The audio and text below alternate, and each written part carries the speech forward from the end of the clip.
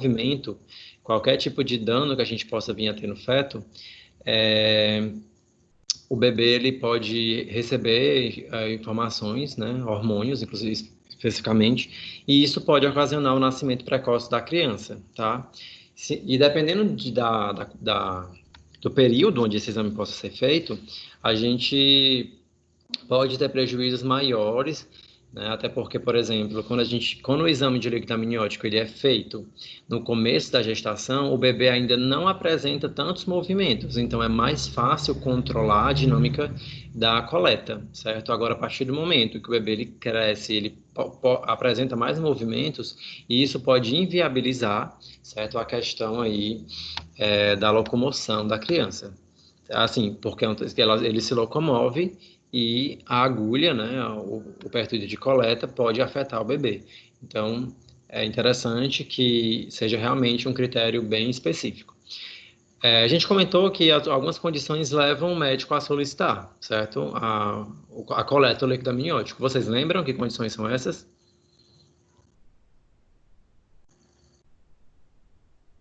Uma pergunta. Bababam. Dependendo da idade da mãe, se tem histórico na família de alguma doença, igual síndrome de Down, algumas coisas assim, às vezes é indicação para pedir, se tem algum problema genético, mesmo que não seja esse, às vezes o médico pede também. Assim, realmente, a gente tem aí que a principal causa, tá, de uma estar solicitando esse tipo de exame, primordialmente é para saber questões de doenças genéticas, certo? Seja de síndrome de Down, ou seja de outras síndromes. A gente sabe que existem várias síndromes associadas ao período gestacional, certo? E o que mais leva o médico, de fato, a solicitar são as síndromes, tá? E a síndrome de Down é muito comum, né? Assim, acho que é a síndrome mais comum. E, inclusive, a síndrome onde o bebê ele vai ser viável para o nascimento. Em algumas condições, algumas síndromes, elas inviabilizam até a criança nascer, né? Então, o aborto ele acontece ou a criança nasce e morre logo. Então, assim, algumas síndromes, elas são mais letais para a criança, certo? A que eu tenho, ela tem risco... Tinha risco do meu filho nascer prematuro, e no caso do meu irmão, ele nasceu e uma válvula do coração não fechou. Então, ele podia ter nascido e morrido.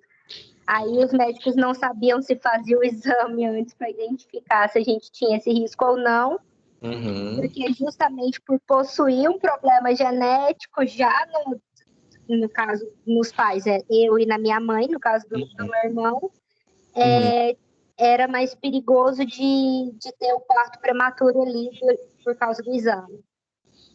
Agora você falou disso aí, eu acho que o e-mail é associado a uma questão de saúde sua, né? Que você até comentou na sala de aula. Pronto. A gente trata isso depois direitinho. Tá? Então, só para relembrar, nós temos aí a formação, né, do líquido amniótico, ainda quando o bebê, né, quando o zigoto, ele ainda é um conjunto de células. A gente sabe que antes de a gente ter a formação, né, da criança, com a mão, com os olhos, com o coração, a gente tem um conjunto de células, certo? E esse conjunto de células, esse pool de células, ele vai começar a se diferenciar e se tornar um ser, certo? E para que a gente também, eu gosto sempre de fazer essa pergunta para vocês, né? Como que uma célula, ela, digamos que tenha o ócito e o espermatozoide, né? Então eles se juntam, formam uma única célula. Mas como que essa uma única célula, ela consegue se diferenciar e se tornar célula do cabelo, célula neurônio, coração, rim, pâncreas? Vocês sabem por quê? Como é que elas conseguem ter esse tipo de estímulo? Como é que elas apresentam? Muito bem. Então, nós temos, não sei se vocês sabem, mas a presença das questões dos folhetos embrionários, certo? Os folhetos embrionários são células que vão começando a se diferenciar para determinadas linhagens, certo? Eu vou até mostrar aqui uma imagenzinha dos folhetos, e cada folheto embrionário, ele vai gerar um tipo de órgão diferente. E como é que essas células começam a se diferenciar e se tornarem específicas para uma célula do coração, ou uma célula cardíaca, ou uma célula do pâncreas, não sei. por questões químicas, tá? São sinapses químicas, expressões genéticas que levam essa célula a se diferenciar. E uma vez que essa célula ela se diferencia e se torna uma célula, por exemplo, neuronal, ela não volta atrás para formar uma célula da pele, por exemplo. Então, de fato, a gente tem um comportamento do ponto de vista genético e também do ponto de vista do início aí mesmo e da acessibilidade que essas células têm com os nutrientes, certo? Vou até mostrar aqui para vocês os folhetos embrionários para vocês entenderem melhor. Folhetos embrionários, vamos aqui. Folhetos embrionários. E a depender desses folhetos embrionários que nós venhamos a ter, a gente tem que existe formação de líquido, né? A depender da expressão aqui. Deixa eu mostrar aqui para vocês a imagem, para vocês entenderem melhor. Ó, aqui. Então, nós temos aqui, certo? O folheto embrionário, ele se origina a partir desse pool de células que começam a se multiplicar, tá? As células mais superficiais, né, são as células do ectoderma, essas células que estão aqui em contato maior, né, com o útero da mulher, certo? Da mãe. E o ectoderma, ele vai dar origem à epiderme, aos anexos epidérmicos, que é unha, cabelos, glândulas sudorípara, glândula sebácea, sistema nervoso e cavidades, né? Cavidade pleural, cavidade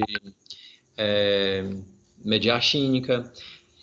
Outro folheto embrionário, que é esse mais do meio, ó, é chamado de mesoderma. E o mesoderma, ele dá origem à derme, aos ossos e músculo, sistema cardíaco e reprodutor, certo? Nós também temos o endoderma, que vai dar origem ao sistema respiratório e também aos órgãos do sistema digestório, certo? A gente pode até ver aqui uma lógica, né? Tipo assim, a parte mais superficial, o ecto, ele vai dar origem à epiderme, né? Que é a parte mais superficial, que é a camada mais externa da pele, certo? E mediano nós temos derme e mais interno nós temos o sistema respiratório e o sistema digestório, certo? É assim que as células elas têm uma diferenciação a partir da formação desses folhetos embrionários, certo? Então, a partir disso, elas começam a se diferenciar e formar o bebê, certo? A partir desse período, quando nós temos aqui o fechamento, tá? E a formação aqui também da placenta, juntamente também com o cordão umbilical, nós já temos a presença do líquido amniótico, certo? Nós já temos a formação do líquido amniótico. Então, que já surge aqui no período de embrioblasto, trofoblasto, no polo embrionário. Ok? Vamos aqui voltar para os slides. Slide. Pronto. Então, a gente já viu essa parte, né, que tem uma quantidade, né, de excretas também no bebê nesse líquido. Nós temos aí a urina do bebê, nós temos fezes do bebê, tá? Aí no líquido amniótico. E o volume, ele é sempre renovado, certo? Ele é renovado e ele aumenta. À medida que o bebê cresce, a necessidade da criança também cresce e ele também vai aumentar em volume, tá? E a criança, ela colabora com as excretas, né? Ele vai aumentando cada vez mais porque a criança vai tendo essas excretas. A partir do momento que a criança absorve o líquido amniótico, a mãe vai ter o acesso a esse líquido e excretar no rim dela, tá? Pelos rins, através da urina, né? As excretas que têm excesso. Então, hoje a gente vai ver aqui a respeito dos principais condições que levam o bebê a fazer esse exame, né? Por que fazer este exame, né? Então, esse exame, gente, ele detecta e diagnostica também determinados defeitos congênitos, que a gente já falou com respeito de má formação. Às vezes, é muito comum também o bebê ser submetido a esse exame quando a mãe ela toma algum abortivo, certo? O abortivo, ele causa um malefício para a criança e a gente pode investigar a presença de abortivos no líquido amniótico. A gente também pode fazer um exame toxicológico. É mais raro, mas eu estava até lendo a respeito, que eu sempre, antes de começar a aula, eu gosto de ler um pouquinho para ficar um pouco mais apropriado da aula, né?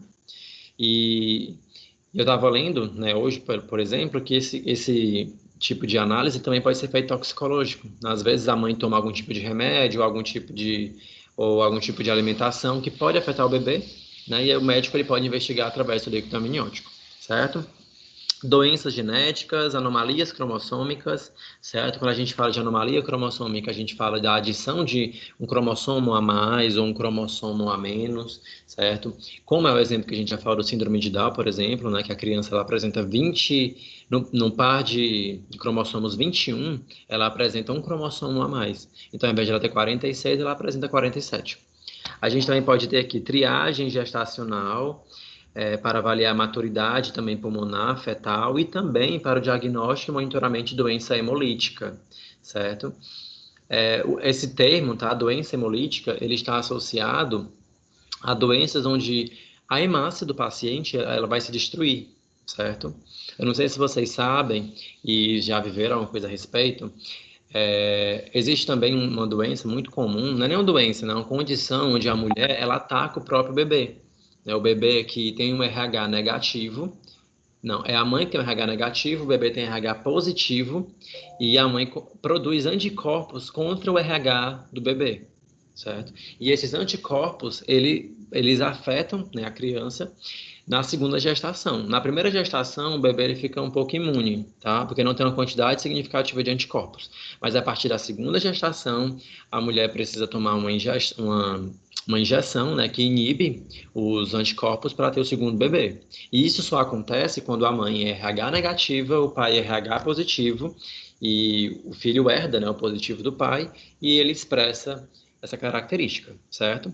Aí nós estamos falando de RH, certo? Quando eu falo de RH, vou até pegar aqui um lapisinho, tá? Olha aqui direitinho para cá, tá, gente? Deixa eu pegar aqui. Deixa eu ver se eu consigo usar esse lápis. Ó, imaginem que eu tenho aqui uma hemácia. Todo mundo tá imaginando essa hemácia? Bonitinha. Olha que hemácia linda, gente. Só admitir aqui a presença de um aluno na sala.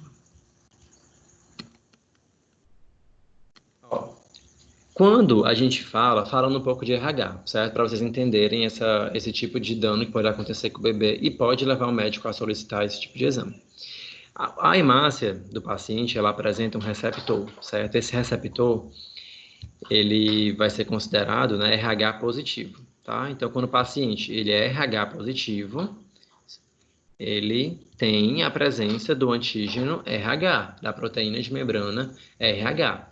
A mãe, ela também tem hemácias, né, que todo mundo tem que ter. E essa hemácia da mãe, ela não tem RH. Logo, a mãe é RH negativa, ok?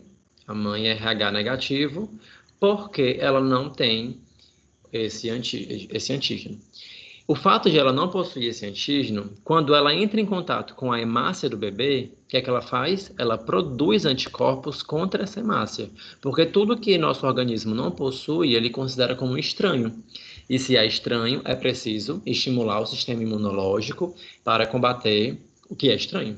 O que a mãe faz? Produz anticorpos contra, certo? Esse aqui é os anticorpos da mãe, contra esse antígeno. Aí o anticorpo se liga às hemácias do bebê e as células do sistema imunológico degradam essa hemácia da criança e a criança ela morre, né, por uma insuficiência não respiratória, mas uma deficiência de oxigênio, porque se não tem hemácias, não chega oxigênio para os tecidos, tá? A hemácia, para quem não sabe, né, temos alguns alunos que até novatos, a hemácia são células sanguíneas responsáveis pelo transporte de oxigênio, tá? Então, no nosso sangue tem hemácias que transportam oxigênio e também transportam CO2.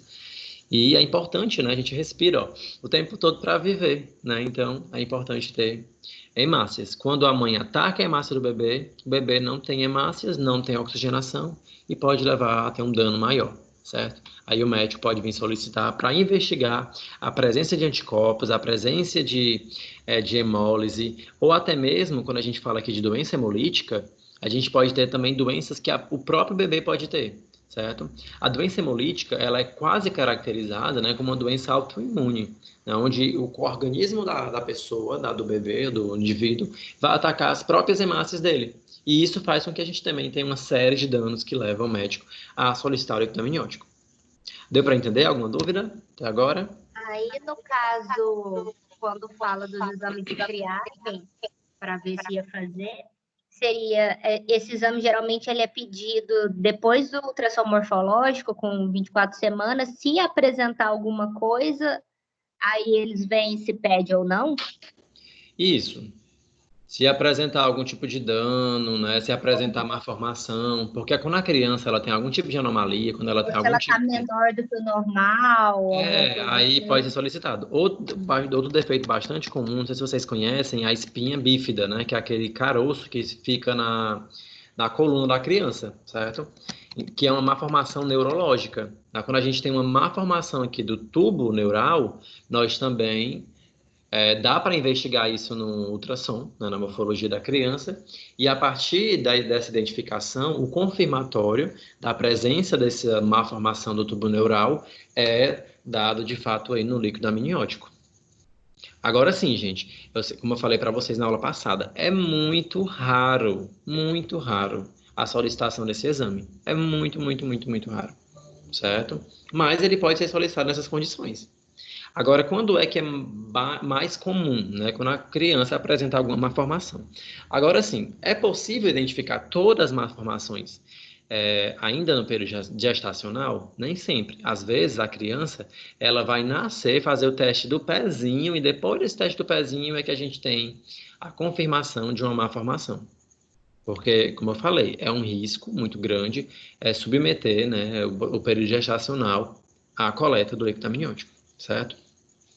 É interessante também que esse exame não seja feito antes de 15 semanas, né? O exame ele é feito entre 15 a 20 semanas do período gestacional, ok?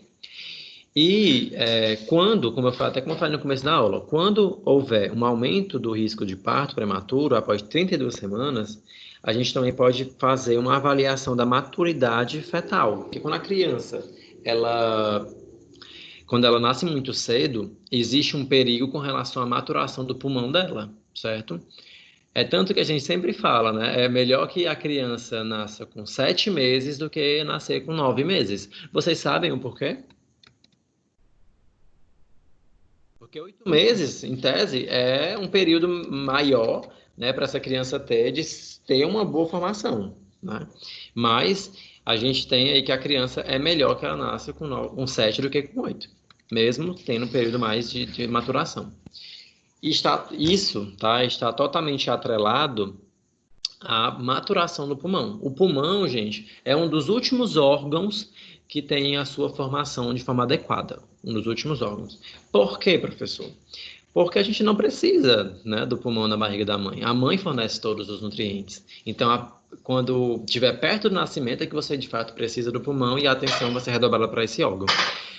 Ah, professor, então por que que não pode ser com 8? Porque com 8 pode correr o risco de um pulmão nascer maior do que o outro, a maturação acontecer e ter um pulmão maior do que o outro. Outro fator importante é a presença do surfactante. O surfactante é um líquido biológico também, tá? Que está presente nos alvéolos pulmonares.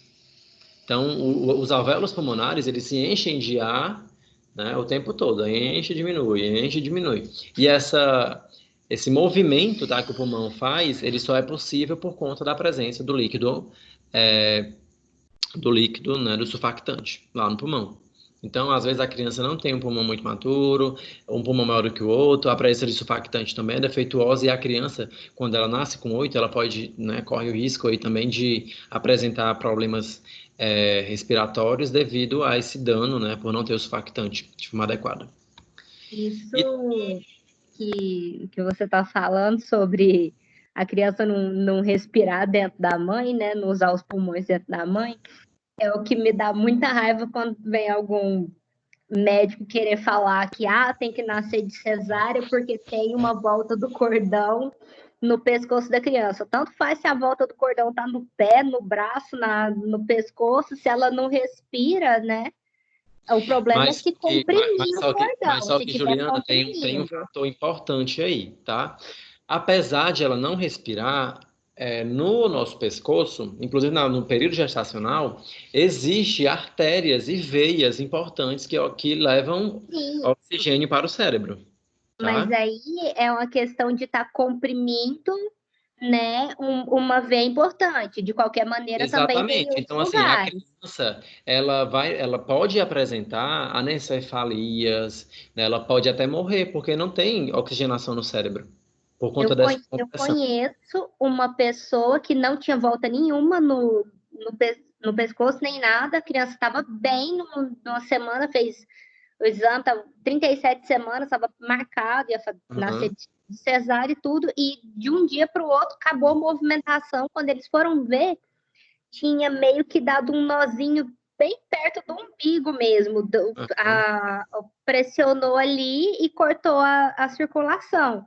Pronto. Então, E assim, é uma questão de é, circulação e não de onde está o é, cordão. a criança não, assim, porque assim, quando a gente fala do pescoço, né, e o ato de respiração, há também uma comunicação das traqueias, né, e tudo, que há um tampamento, mas também tem as artérias que levam sangue para o cérebro e levam oxigênio. Se a gente está ali com a compressão do cordão umbilical, a gente não tem, né, esse sangue chegando no cérebro, e nem retornando dele. Por isso que é um malefício, tá? E leva a criança a ter algum tipo de malformação, certo? E também há o fato também, muito importante, tá, gente? Muito, muito, muito importante é a presença, né, de doença hemolítica, tá? O que é uma doença hemolítica mesmo? Eu acabei de falar, vocês lembram? Ó, a hemácia, ela transporta oxigênio, né? Tá aqui é a hemácia. A hemólise é quando uma hemácia se rompe, tá? Essa hemácia ela vai ficar toda rompida, certo? Ela vai se romper. Quando ela se rompe, ela perde o funcionamento, ela deixa de funcionar. E quando ela deixa de funcionar, ela deixa de levar oxigênio para a criança. Então, em presença de doença hemolítica, a gente também pode ter a coleta, certo?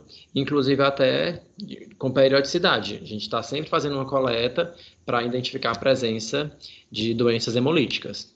Com a hemácia, dentro dela, nós temos hemoglobina, tá? Dentro da hemácia tem hemoglobina, que geralmente é uma sigla que a gente coloca HB, tá? HB. A hemoglobina, gente, ela é o que dá o pigmento vermelho ao sangue. Tá? É através da hemoglobina, que se liga juntamente com o ferro, né, que dá essa característica da hemácia transportar oxigênio. Então, a partir do momento que a gente tem uma lise das hemácias, o que é que vai acontecer? A hemoglobina vai sair de dentro da hemácia, o pigmento vermelho vai sair de dentro da hemácia e ele vai dar uma coloração diferenciada no líquido amniótico. Então, quando você encontrar a presença de um líquido amniótico com avermelhado, isso pode significar uma doença hemolítica e também pode significar algum tipo de sangramento, que o bebê possa vir a ter tido, algum tipo de dano que ele pode ter apresentado, certo? E isso é muito sério, né? A criança pode morrer. Então, o médico ele vai estar solicitando ali de 14 em 14 dias para estar averiguando o grau, né, da hemólise dessa criança. Porque se ele não estiver controlando o grau de hemólise, a criança pode morrer, ok? Aí isso seria tipo a mesma coisa que estudou na unidade um sobre quando fala sobre o garrotear por tempo demais, que pode causar Sim, hemólise sim, e sim, sim, tudo, sim, ver sim, só sim. que, no caso, uma doença É, causando isso. foi dito no começo da disciplina, né, que muitas coisas que acontecem em um líquido biológico vai acontecer com outros líquidos. Muitos líquidos biológicos, eles são transparentes, eles são incolor. Então, se a gente, por exemplo, apresentar algum tipo de sangramento, algum tipo de hemólise em algum desses líquidos, a gente vai ter a presença, né, do líquido vermelho. O sangue, ele é vermelho, mas o plasma, por exemplo, o plasma ele é translúcido, ele é amarelado, certo? Mas quando a gente tem uma hemólise, ele se torna vermelho. Tá? Então, a gente até falou sobre isso, falou sobre a hemácia, falou sobre os leucócitos, né? Que o leucócito, ele também vai ser investigado no líquido amniótico. Só que no leucócito, a gente vai ter que ver no laboratório, no microscópio, tá? Na hora da coleta, que o médico está fazendo aqui, ó, ele já consegue identificar a presença de doença hemolítica. Agora, ele não sabe o grau, tá? O grau de hemólise vai ter que ser feito no laboratório, tá? Mas ele já consegue identificar que tem hemólise na criança. Aí, quando ele identifica isso, é importante ele passar medicamentos para a mãe, né, que vão entrar em contato com as células do bebê e vão proteger as células do bebê contra os danos causados por essa hemólise. Na doença que eu falei, que a mãe ataca as células da criança, né, na eritroblastose fetal, né, que é o nome da doença, quem quiser se aprofundar mais, eritroblastose fetal. Quem quiser se aprofundar mais, e eu já até falei, para quem estou atrasado, as células do sistema imunológico da mãe atacam as células do bebê, né, por conta aí do RH. O bebê com RH positivo, a mãe RH negativa, a gente tem esse tipo de ataque, certo? E isso vai repercutir no líquido amniótico, fica vermelhinho o líquido amniótico da criança, certo? Aí, depois que o médico suspeita de tudo isso, o nome do exame que é feita a coleta, né, é amniocentese, tá? É feito através da sonda ecográfica, né, que é o ultrassom, e também com uma seringa, certo? E aqui está um bebezinho, né, da barriga da mãe dele, e dentro desses espaços, nessa cavidade, nós temos aí a presença do líquido amniótico que vai ser absorvido, tá? A coleta, ela é em pequena quantidade, de 10 a 15 ml, certo? E, como eu havia falado, é importante utilizar ultrassom, porque se o bebê se movimentar, a gente tira a agulha, né? A gente consegue ver. Porque, de repente, ó, se a gente não está utilizando ultrassom e faz a coleta bem aqui, pega no pezinho da criança. Se a gente não está usando ultrassom, a gente não, os médicos, né? Até falar sobre isso, os biomédicos não podem fazer essa coleta, nós biomédicos. Se a gente não está usando ultrassom, o que acontece? Afeta uma região da criança. Então é muito importante o ultrassom para a gente ter aí qual é a posição adequada que está a criança, placenta, enfim, tá? Há um pequeno risco, mesmo assim, né, de punção do feto com a agulha, e essa perfuração, né, ela provoca um pequeno refluxo de líquido amniótico, né, e pode causar infecção no bebê. Raramente pode causar um aborto espontâneo, tá? Mas pode causar. Mas o principal fator é uma lesão na criança, né? Você está causando um tipo de infecção, um tipo de inflamação na criança num período onde ela não era para ter esse tipo de lesão, né? Isso pode atrapalhar a dinâmica do sistema imunológico da criança, certo? Uma coisa importante, falando do sistema imunológico, a gente também pode estar fazendo dosagens de anticorpos, tá? No líquido amniótico, também pode ser feita. Só que esses anticorpos vão ser anticorpos doados da mãe para o bebê, né? Que é um anticorpo que a gente chama de IG,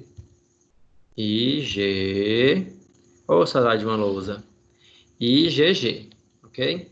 Que é um anticorpo que fica mais tempo na corrente sanguínea, né, de fase crônica, e a mãe, ela consegue já ativar o sistema imunológico da criança, doando, né, esse IgG para a criança ainda no período gestacional. E quando a criança nasce, a gente também tem a presença, tá, do IgA no leite materno. Por isso que é tão importante, né, o processo de amamentação. O IgA é uma imunoglobulina, né, um anticorpo presente nos líquidos biológicos, tá? É muito comum encontrar IgA na saliva, no leite materno, tá, gente?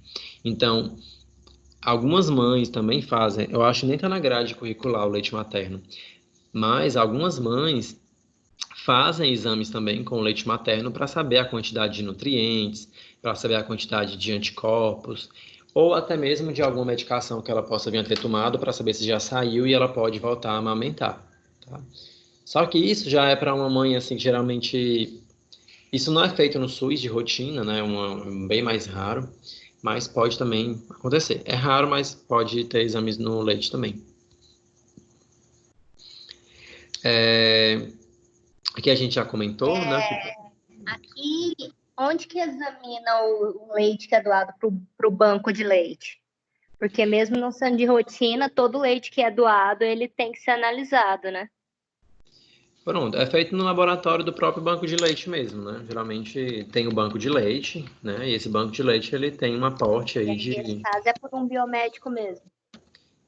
análise, né, do banco de leite. Eu nem sei se a gente está... Porque eu lembro que tinha uma habilitação, mas eu acho que nós podemos trabalhar nessa parte, né, no banco de leite. Mas mais na qualidade mesmo. Porque uma coisa muito importante também não é nem saber de fato a qualidade do leite, né, porque isso também é um fator importante.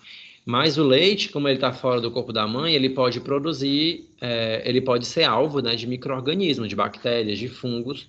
Então a gente precisa também garantir que ele esteja livre de patógenos para ir para uma criança, tá? Mas, se eu não me engano, o biomédico trabalha, se não me engano, não, trabalha com... É muito pouco explorado, eu não conheço nenhum biomédico que trabalha no banco de leite, tá? Mas é uma habilitação possível também, certo? Os princípios são quase os mesmos, né? É um líquido que a gente vai pesquisar aí a presença de nutrientes. Agora, sim, o que eu sei que é feito é alguns exames na mãe, tá? Porque a gente precisa garantir que a mãe não tenha nenhum tipo de doença sexualmente transmissível, que possa ser passada pela via sanguínea, né? Como HIV, é, hepatites. Aí, geralmente, não é interessante ter uma mãe doadora que tenha apresente essas doenças, né? Porque pode, né? E vai causar algum tipo de malefício aí para o bebê que vai receber, certo? Deixa eu ver aqui. Tá aparecendo um slide para vocês? Tá. Ok. Então, ó, o aspecto líquido amniótico. Todo líquido biológico, a gente precisa ver a questão física, química e também no microscópio. Da parte física, a gente vai analisar aqui a cor, tá? Ó, ele é amarelo claro, amarelo pálido, certo? Ele contém, na questão química, né? Proteínas, contém nutrientes, contém hormônios, contém também anticorpos. E a gente pode estar fazendo essas dosagens também de proteínas, de alguns nutrientes, de hormônios. É menos incomum o médico solicitar, mas pode também, tá? Se tem a presença desses componentes, a gente pode ter aí a pesquisa deles também, certo? Ele começa a ser formado 1 a 2 semanas após a concepção, né, do bebê e aumenta o volume à medida que a criança vai crescendo. Eu já falei sobre isso. Na questão aqui, agora a gente vai falar patologia por patologia, certo? Só um momento.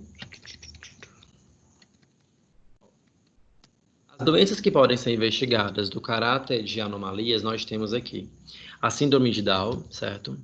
Acho que todo mundo sabe, né, as características que um indivíduo com síndrome de Down apresenta. Ele apresenta uma série de formação, de maturação celular diferente e até um prejuízo, né? Muitos pacientes que têm síndrome de Down, eles podem apresentar também anemia falciforme, doenças pulmonares, doenças cardíacas. Isso porque, ó, na síndrome de Down, nós temos a trissomia do 21, né? Que todo par de cromossomos é para a gente ter apenas 2 cromossomos. No síndrome de Down, nós temos 21, tá? É um cromossomo bem pequenininho, mas que ele já faz toda a diferença no quesito, né, de expressão proteica, de expressão genética, e a criança nasce com a síndrome de Down, certo? Que são seres fofíssimos, né? A gente já tem aí casos de síndrome de Down que até já que dependendo do nível, né? Porque a gente tem diferentes níveis de síndrome de Down, ela pode até ser mamãe, né? Ter uma consciência um pouco melhor, que geralmente eles apresentam alguns distúrbios neurológicos, né? Então, isso, como eu havia falado, acontece por conta da trissomia do 21, certo? A gente também pode ter a síndrome de Edwards, né, que é uma trissomia do par de cromossomos 18, né, que está associada a um retardo mental muito grave, certo? Causado pelo um cromossomo extra, certo? A gente também, e assim, cada par de cromossomo pode ser alvo para ter um cromossomo a mais, certo? Algumas, como eu falei, a gente pode ter aí que a criança não dura muito tempo. O síndrome de Down, eles não realmente não, a gente não chega a ver uma pessoa com síndrome de Down idosa, né? Muito raro. Mas tem alguns tipos de síndrome, como por exemplo a síndrome de Turner, né, que resulta na falta de um cromossomo, ao invés de a mulher ser XX, ela tem apenas um cromossomo, ela só é X, certo? Geralmente são mulheres, né, porque não tem um cromossomo Y, e a gente vai ter que ela vai ter uma baixa estatura, e geralmente esse tipo de síndrome, a criança não dura mais do que 10 anos, certo?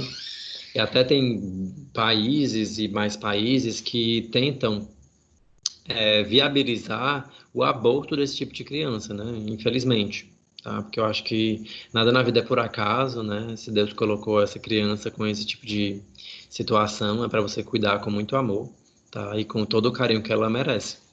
Que eu tenho certeza, assim, que, por exemplo, a gente vê muito com síndrome de Down, né? Que eles são muito amorosos.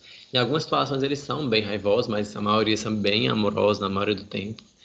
E eu acho que não justifica, né? De jeito nenhum um aborto. A gente também pode ter... De Edwards é a que a filha do Roberto Justus tem? Eu não sei, ó, porque eu até já vi ela uma vez, mas eu nunca busquei saber qual é a que ela tem. Eu sei que ela tem mesmo, e eu lembro de ter visto uma foto dela bebê. Eu acredito que não, porque essa aqui ela está associada com um retardo mental muito grave. Então, essa criança ela é muito agressiva, ela vai ter um distúrbio mental muito grande. Se eu não me engano, ela tem até uma característica bem sociável, né? Acho que não sei se é essa. Posso até ver no intervalo, eu vejo e mostro para vocês. A Ela gente tem também... estenose crâniofacial, eu olhei no Google. Uhum. Pronto. Que não chega a ser, porque assim, gente, nem tudo que é de deformação, que muda as características, né, o fenótipo da pessoa, está associado com uma malformação de adição de cromossomos. Quando a gente fala de anomalia cromossômica, a gente está falando de cromossomos a mais ou de cromossomos a menos. Mas a criança pode apresentar aí uma série de outras doenças que também podem alterar o fenótipo dela, tá? Gente, só um minutinho que eu vou pegar aqui a água que eu esqueci. Só um momento, minha garganta aqui tá cansada já.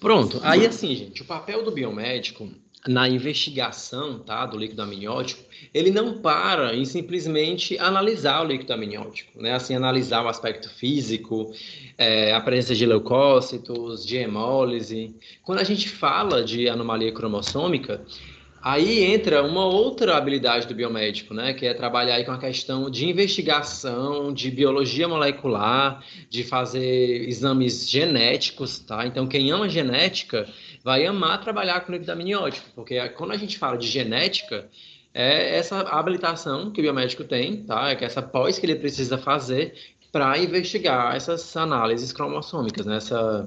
Esse aumento ou diminuição de cromossomos, certo? Então aí é uma área interessantíssima, né? A gente está associando aí a genética, biologia molecular, PCR em tempo real, enfim, são vários exames que o biomédico pode fazer para analisar não só o líquido amniótico, mas também a criança, o teste do pezinho, por exemplo, ou outros tipos de distúrbios que possam vir a ter, tá? E trabalhar com genética é amplo, tá, gente? Inclusive, é uma das habilitações do futuro, né? Porque a gente tem aí que a inserção de alimentos transgênicos, nós temos a qualidade do ar se alterando, a presença de vírus novos, e tudo isso altera a expressão, né, genética. E isso vai ser passado por gerações, e isso pode ter alguns danos. Então, assim, não sei se vocês sabem, mas tem até nutricionistas que passam exames genéticos para saber a predisposição genética de ter tolerância a glúten, de ter, enfim, né? O que é da capacidade de metabolizar algum nutriente. Então, a genética é o futuro, tá? Então, o biomédico, ele pode trabalhar, além de analisar os aspectos gerais, né? Como o líquido amniótico, de fato, ver células, de ver anticorpos, de ver linfócitos, monócitos. Também a gente pode estar identificando aí exames genéticos, tá? Para identificar. E eu vou até mostrar aqui para vocês, tá? É muito legal o exame. É um exame de citogenética. Vou mostrar aqui para vocês. É bem legal. Eu já até na UFC, eu já tive a oportunidade de, de ver um exame desse pessoalmente, né? Só um momento. Exame citogenético. Quando a célula está se multiplicando, gente, ela vai formar os cromossomos, certo? E quando ela forma os cromossomos, a gente vai fazer a cariotipagem no paciente, tá? E quando a gente pega o líquido amniótico com suspeita, algum tipo de suspeita, vou até colocar aqui cariótipo de síndrome de Down, por exemplo. Cariótipo, síndrome de Down.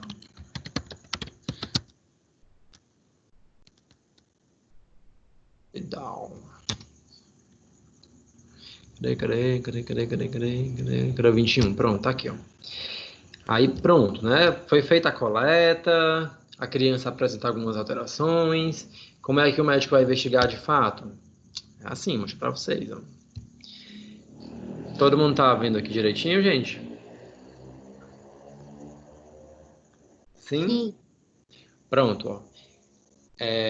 Todo cromossomo, tá? Quando a gente faz a cariotipagem, o natural é apresentar pares, tá? Ó. Porque um veio do pai e outro veio da mãe, tá? Quando a gente fala aqui de cariotipagem. Esse aqui do um do pai, um da mãe. O 2, um do pai, um da mãe. O 3, um do pai, um da mãe. No 21, olha aqui o 21, gente. Um do pai, um da mãe. E o outro veio da onde? Incógnita, né? Geralmente, né, a síndrome de Down, ela está mais associada, muitas vezes a mãe doa dois. A mãe doa dois e o pai doa um, certo? É mais associado a uma característica que a mãe doa para o filho. Isso acontece porque a mãe, gente, geralmente com mães mais idosas, porque eu não sei se vocês sabem, o homem, ele produz bilhões de espermatozoides por dia, tá? Bilhões. A mulher, ela já nasce com a quantidade certa de quantidade de ovulação que ela vai ter na vida dela. Tá? Então, assim, a primeira divisão para formar o oócito, né, a célula, o gameta feminino, acontece na gestação. Então, na gestação, a menina já produz, né, a bebezinha, ela já começa a produzir o oócito dela, tá? Então, assim, começa na barriga da mãe. Quando é que esses oócitos vão se maturar? Quando, a partir da menarca, né, que é a primeira menstruação. Então, quando a mãe já tem 40 anos, já faz 40 anos que os gametas dela já foram divididos. Quando ela tem 45, já faz 45 anos que os gametas dela foram divididos. Então, quanto mais velha a mãe for, mais o risco pode existir, né, da gestação ser aí, apresentar esse tipo de má formação. Ok? Então, é a partir desse exame bonitinho aqui, ó, do cariótipo, que nós vamos ter aí a confirmação da presença de trissomias. Quando a gente tem a trissomia, que a gente comentou aqui, outra trissomia, a trissomia de Edwards, por exemplo. Vou colocar aqui, trissomia, cariótipo de síndrome de Edward. Aonde é que tem 3 cromossomos aqui, gente?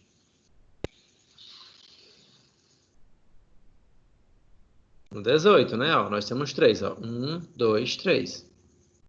Aí, como é que o cariótipo é dado?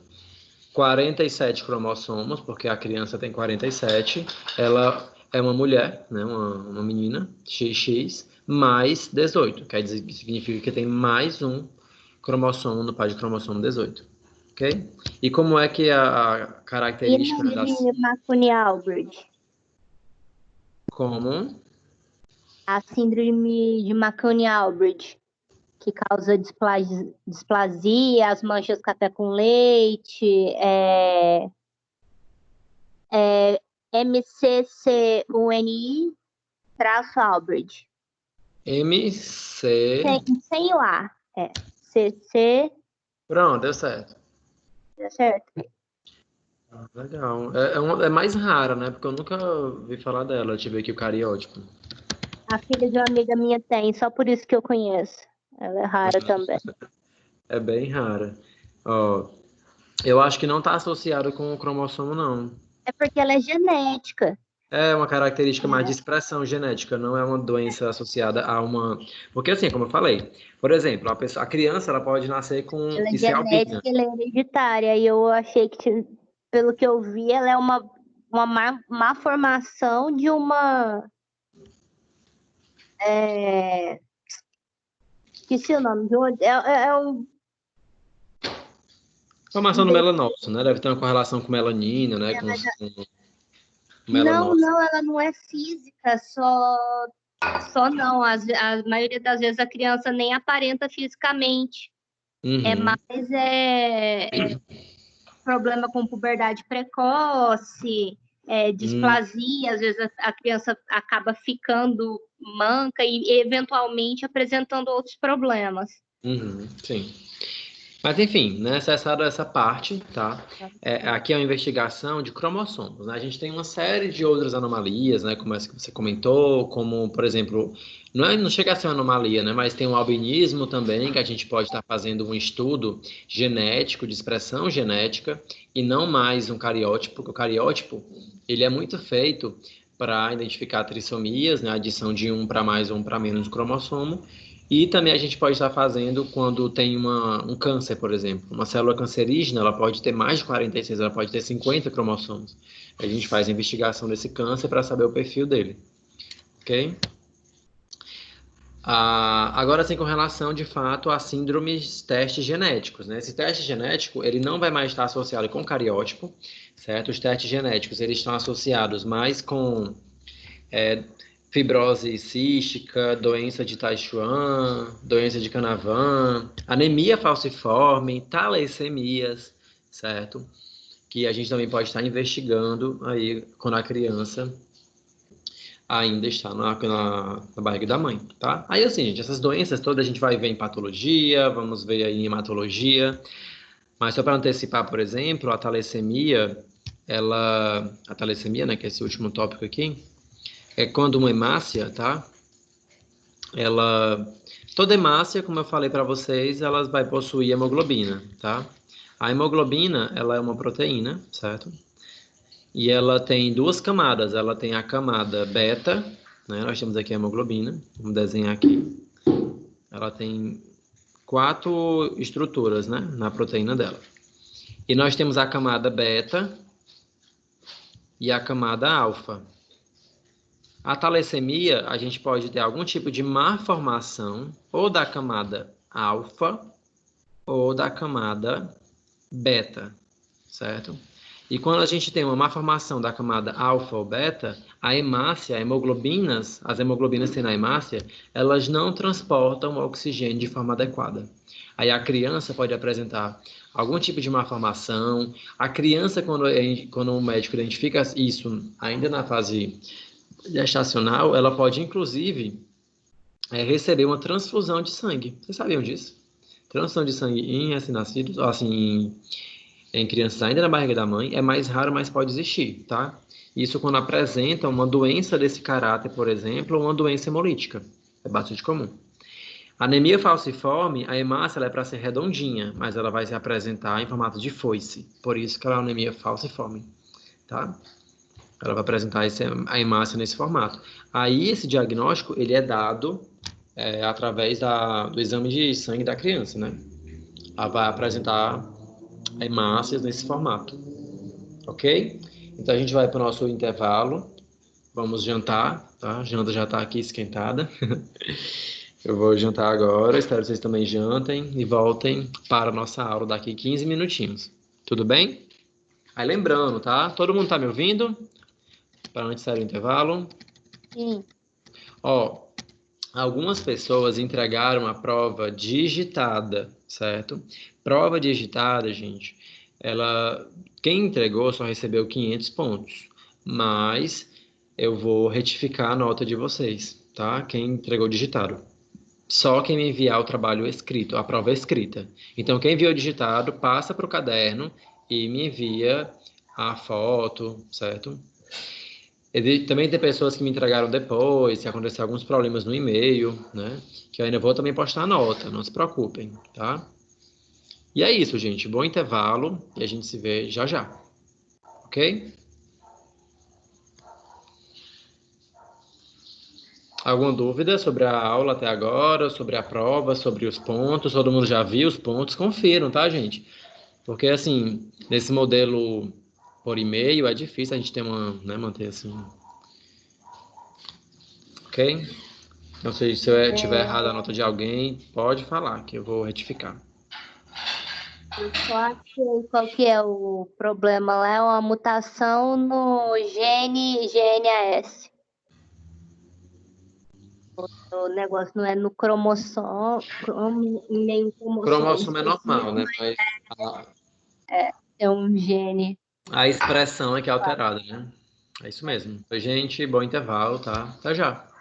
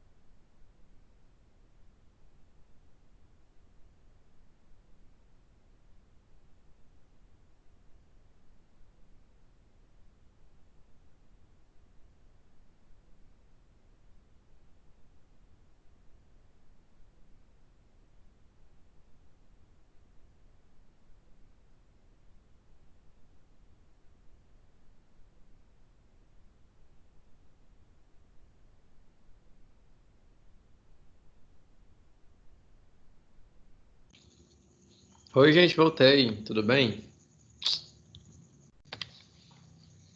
Voltei cerca de 500 gramas mais pesado. É o bom de dar aula online, né? Que você acaba. Eu faço minhas refeições direitinho, porque quando eu geralmente na faculdade a aula, eu chego em casa muito tarde, aí jantar é ruim. Eu tô jantando no horário certo, nesse período. Então, assim, vamos voltar, tá? Para nossa aula. Vocês estão conseguindo ver o slide direitinho? Sim, professor, sim. Porque tá no slide mesmo? Tá, né? Teste Tá. genético. Pronto. Então, aqui, gente. Os defeitos congênitos a gente também pode estar investigando, tá? Assim, na questão mesmo da expressão genética, né, do bebê. A alfa-fetoproteína também, a gente pode também dosar no laboratório. Essa é uma proteína, certo? E quando ela está aumentada, ela pode estar associada a um defeito neurológico, certo? A acetilcolinesterase também pode estar aumentada, né, em defeito de tubo neural. Então, é feito esse tipo de análise. Para identificar defeitos no tubo neuronal, geralmente, gente, é feito o exame primeiro morfológico, depois o confirmatório com o líquido amniótico. Aí a mãe, em algumas situações, ela pode optar pelo aborto, porque assim, a espinha bífida, né, que é essa espinha aqui, ó, a criança, ao contrário da anencefalia, a criança ela não chega a ter um bom desenvolvimento, não. Geralmente ela morre logo após o parto. Tá, vou até mostrar aqui para vocês uma foto de espinha bífida. Espinha bífida.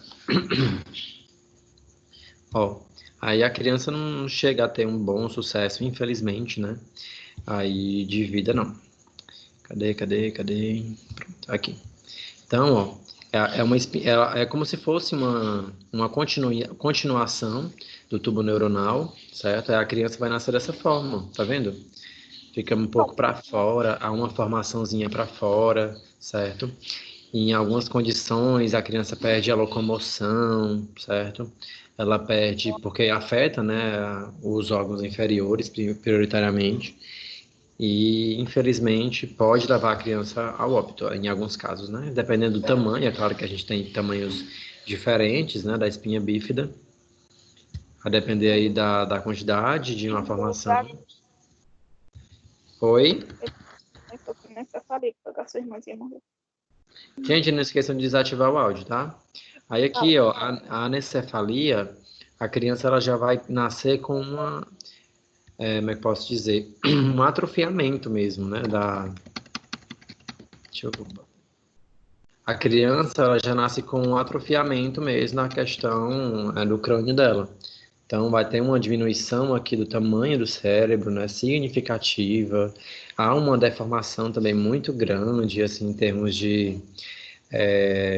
da fisionomia dela, né? Ó. Pode até observar que ela tem um rosto maior, né, do que a questão. Há um desenvolvimento maior da questão do rosto em relação ao cérebro mesmo, certo? Essas crianças, geralmente, elas podem ser frutos de aborto, né, que é um aborto de anencefalia, por exemplo, ou ela pode nascer e durar pouco mais de 5 anos, vai depender muito aí de muitos critérios, né? Mas é o que eu sempre falo, é importante abraçar, né? Olha que família linda, né? Eu acho que nada justifica o aborto, propriamente dito, mas a criança tem uma série de defeitos cognitivos. Eu acho que é doloroso tanto para a criança quanto para a família e que cabe a cada um tomar a sua própria decisão e que, no caso, só Deus pode julgar, já que nesses casos a lei permite. Sim, mas assim, é um ponto de vista meu, né? Mas nesse caso a lei permite mesmo, né? Infelizmente ou infelizmente, porque realmente a criança ela sofre também, né? A O criança cérebro ele é um órgão. sofre e a família sofre. Imagina você passar 9 meses, no caso da mãe, né? O pai já sofre, mas imagina você passar 9 meses ali segurando o seu corpo, ele muda. deforma, né? Vai mudando tudo aquilo. E a expectativa quando você engravida é que tudo aquilo que você está sofrendo, que seu corpo está passando, vai valer a pena, porque no final você vai ter aquela criança ali, você vai ter o seu filho. E aí você tem, e tudo que a criança tem é sofrimento e logo ela morre. Então eu acho que é muito torturante ali para a família também. É verdade. Mas aí é uma questão mais ética, né? Tem até uma disciplina, né, que trata a respeito disso, de ética, de eutanásia e tudo. Mas é verdade. Aí outra coisa importante, né, a maturidade pulmonar, né, do feto. E como eu havia falado, né, é muito importante que a criança ela venha para o mundo com o pulmão bem maturado, porque é muito importante o processo, o ato de respirar.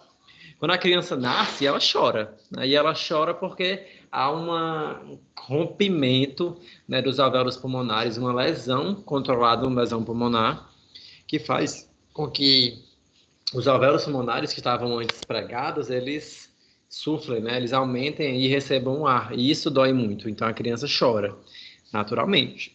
Tem algumas condições que a criança não chora, né? A criança é forte.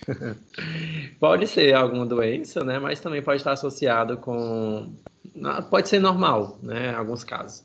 Tem que ser investigado. Mas quando a criança não chora, geralmente é feito uma série de outros exames. Dentre eles, né, o teste do pezinho, que é feito para qualquer criança. Aqui chora, aqui não chora. Tá? Então, assim, o pulmão, ele é um dos últimos órgãos, né? Que, como eu já havia falado, que demoram a ser realmente maturado. E essa maturação, ela pode ser medida, né, pela relação aqui também de surfactante, albumina, tá? A albumina, para quem não sabe, é a proteína mais abundante nos líquidos biológicos, né, primordialmente no sangue. E a albumina é uma proteína transportadora, certo? Ela transporta hormônios, transporta nutrientes, transporta, tá? Não é à toa que quando um atleta ele faz um exercício, ele toma, né, albumina muitas vezes para melhorar o desempenho aí na academia, ok? A gente também pode estar medindo aqui o fosfodiglicerol, tá? Que também é encontrado no surfactante, né? O surfactante, para quem não sabe, é a presença de líquido dentro do pulmão, né? Esse líquido, ele lubrifica, né, a contração aí, que o pulmão enche e se esvazia, enche e se esvazia. Então, ele lubrifica esse passado. Se não tivesse esse líquido, quando ele fosse ficar vazio, a parede dos alvéolos iam se pregar e não ia soltar mais.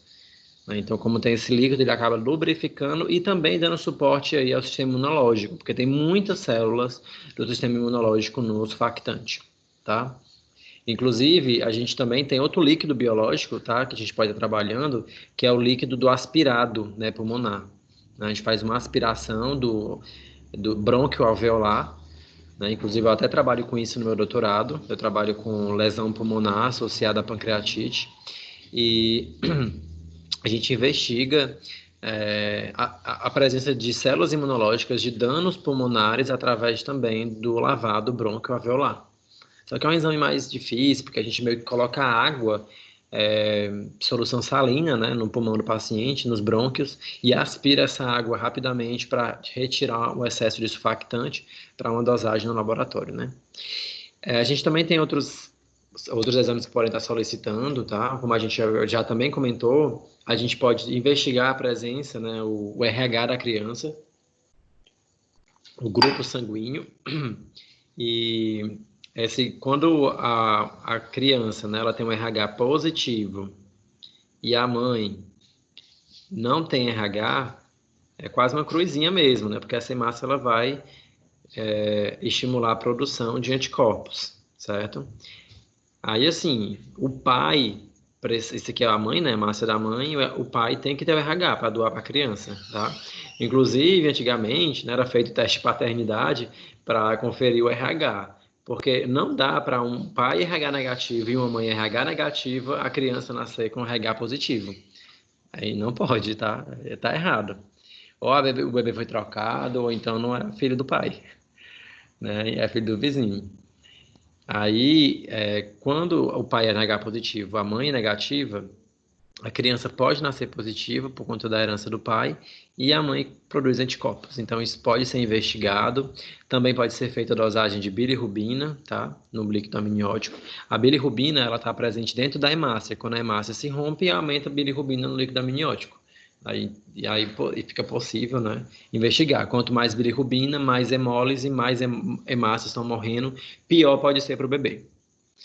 Sofrimento fetal também é bastante comum, certo? O que sofrimentos são esses, professor? São, às vezes,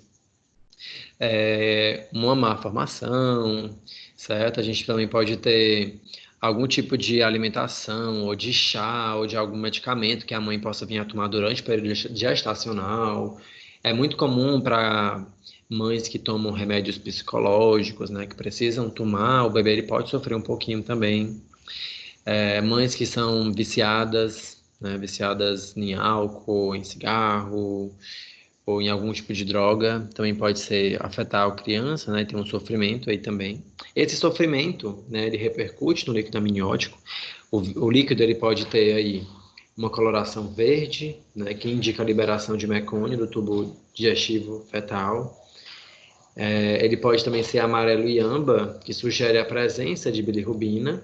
E quando é que a gente pode ter a presença de bilirrubina mesmo? Só para relembrar, porque eu estou falando sozinho hoje. Tem eu e a Juliana participando. Quando é que a gente tem aí a presença de bilirrubina aumentado?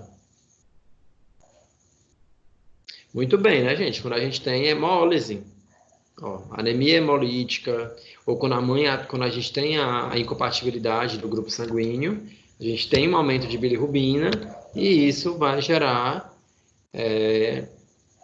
aumento, né, de bilirrubina.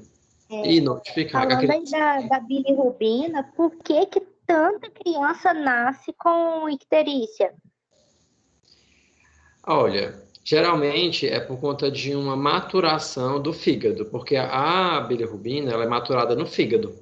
Aí o fígado da criança, dependendo se ela for prematura, pode ser que a predisposição aumente, não está maturado o suficiente para metabolizar a hemoglobina. Aí é importante ficar naquelas luzes, né, com aquela luz verde para quebrar o pigmento de bilirrubina.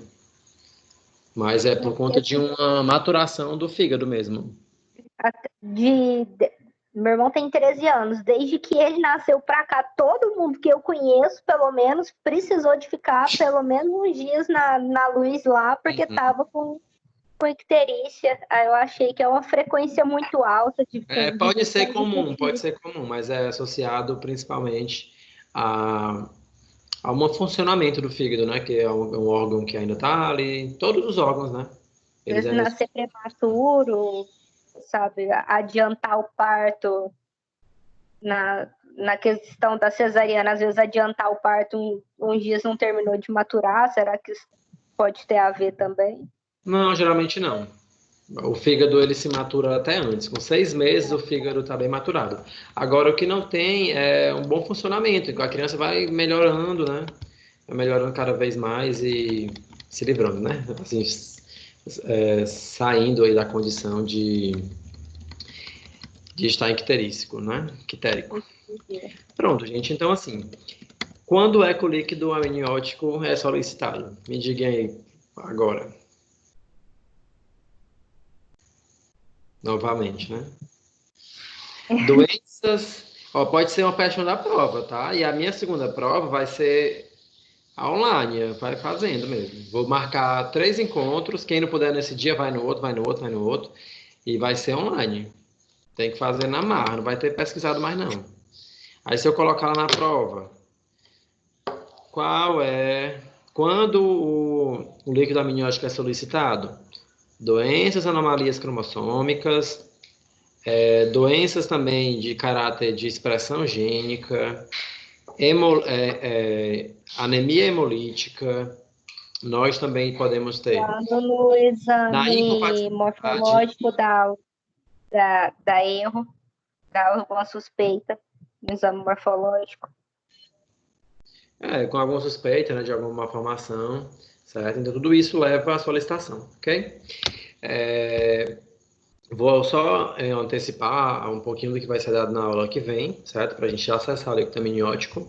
Na aula que vem, gente, a gente vai falar um pouquinho sobre o líquido pleural, tá? Líquido pleural. Onde é que a gente pode encontrar o líquido pleural? Quem sabem? Nos pulmões, em Exatamente. volta do pulmão. O líquido pleural, ele está presente próximo, né, da pleura. A pleura é uma cavidade, certo? Que está presente no nosso pulmão. Até colocar aqui, ó, pleura. Pleura pulmonar. Ó, o pulmão esquerdo, tá? Ele tem um pouquinho de cavidade, né? A gente tem até o conhecido derrame pleural, por exemplo. O derrame pleural é quando a pleura se enche de líquido, né, que é sempre do lado oposto do coração, tá? A pleura está no lado direito. Direito? É direito. Do pulmão. Certo? E, assim, geralmente há uma quantidade maior de líquido nessa região. Esse líquido, ele é importante, né, para lubrificar, ajudar no bom funcionamento do fígado, do pulmão também, certo? Porque tem uma proximidade até muito grande, né, com o fígado também. Através, né, quando a gente vai analisar esse líquido, geralmente, muitas vezes está associado mais com uma característica cancerígena, tá? Porque é muito comum que células cancerígenas, elas usem a cavidade pleural, que é rica em sangue, para fazer com que o câncer aumente, certo? Aí, ó, esse material, ele vai ser encontrado na unidade 3, seção 2, tá? Então, eu peço que vocês estudem direitinho e façam as atividades também. Vocês estão fazendo a atividade normal? No AVA? Eu tô Não, fazendo. eu acabei a unidade 3 já. Perfeito. Então, eu vou encerrar a aula de hoje, tá, gente? Espero que vocês tenham alguma dúvida que tirem. E vou começar a planejar aqui a atividade de vocês, tá? Vou até terminar aqui, atualizar as notas e também as atividades para a gente não ficar no final do semestre pontuando atrasado o ponto de vocês. Quero passar logo a atividade, já publicar logo, né? Professor, Os três. Oi. professor, eu queria saber sobre esse trabalho, porque eu não tenho acesso a esse trabalho, não sei nem desse trabalho. Agora eu estou ouvindo você falar desse trabalho. Não, ainda vou passar. Aí, tá bom, tá bom. Eu vou passar. Tá bom? Tá bom. Ótimo. Então, Eu vou entregar quanto, professor, esse trabalho? eu ainda vou passar. Ah, Quando eu passar, eu aviso. tá. Oi, Maju. Oi, amor, tudo bom? E é isso, gente. Vamos torcer aí para logo acabar essa situação, né, do coronavírus. A gente sai logo da situação. Ai, meu Deus, professor, só Jesus para tirar nós dessa. Daqui a pouco ele volta. Muita oração. Eu acho que esse semestre vai ser só online mesmo, viu? Eu também, gente. Eu acho que não vai voltar, não. Porque, assim, em Campo Grande, né, eu até trabalho para uma instituição que tem polo em Campo Grande. Em Campo Grande já voltou tudo, mas as escolas públicas não voltaram. Por quê? Porque, mesmo que volte, é preciso de um distanciamento social. Então, vai ter salas suficientes para fazer esse distanciamento, cadeiras com distância de 1 metro, entende? Nada, não pode ter condição, né? Aí... Imagina as aulas de laboratório da gente. Pois é, mesmo que volte, tem que tomar algumas medidas para evitar o aumento e disseminação do vírus. É triste. Mas eu acho que tudo tem um porquê, né? Acho que a gente está... Não sei se vocês viram, mas já tem a qualidade do ar melhor. A camada de ozônio está apresentando recuperações legais, né? Algumas questões ambientais também estão bem preservadas durante esse período. Então, eu acho que esse período desacelerou um pouco, sabe? Porque a gente estava tirando muito recurso, né, do nosso planeta. E eu acho que é importante a gente ter um equilíbrio. E esse O ser humano tem mais higiene. isso é higiênico e também cuidar melhor, né? Eu pelo menos estou mais atento a isso desde que eu vi notícias, né? Para cuidar melhor do planeta, do destino correto do lixo, enfim. É isso. Vamos confiar que nós vamos vencer mais esse, se Deus quiser.